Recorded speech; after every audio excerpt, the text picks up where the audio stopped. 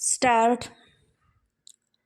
महोदय, आवश्यकता इस बात की है कि खेती के साथ साथ गोवंश की भी उन्नति होनी चाहिए, क्योंकि हमारी खेती उसी पर निर्भर है।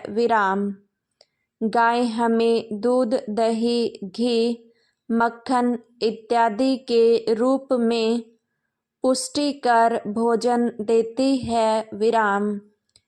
इसके अतिरिक्त खेतों के लिए अच्छी से अच्छी खाद देती है, जिसको हम अपने अज्ञान से या तो बिल्कुल नष्ट कर देते हैं या उससे जितना लाभ उठा सकते हैं नहीं उठाते।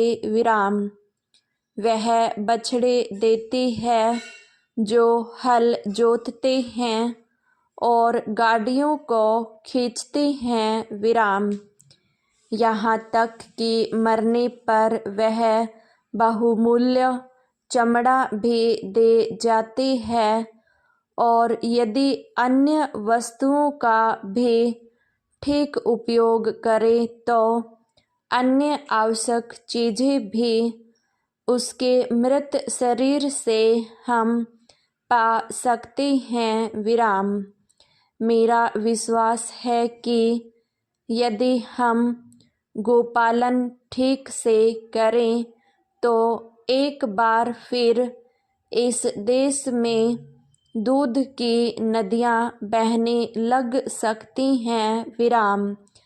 इसके लिए कुछ रूढ़ियों को छोड़ना होगा और गाय के लिए समग्र सेवा भाव को ग्रहण करना होगा, अर्थात उसको अच्छा पुष्टिकर भोजन देने से लेकर नस्ल सुधार और मरने पर उसके शरीर से या जो कुछ भी लाभ उठाया जा सकता है उसको प्राप्त करने का पूरा प्रयत्न होना चाहिए।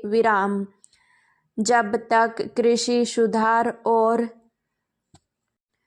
गो संवर्धन के कार्य साथ साथ नहीं किए जाएंगे, तब तक खाद्य समस्या पूरी तरह से हल नहीं हो सकेगी।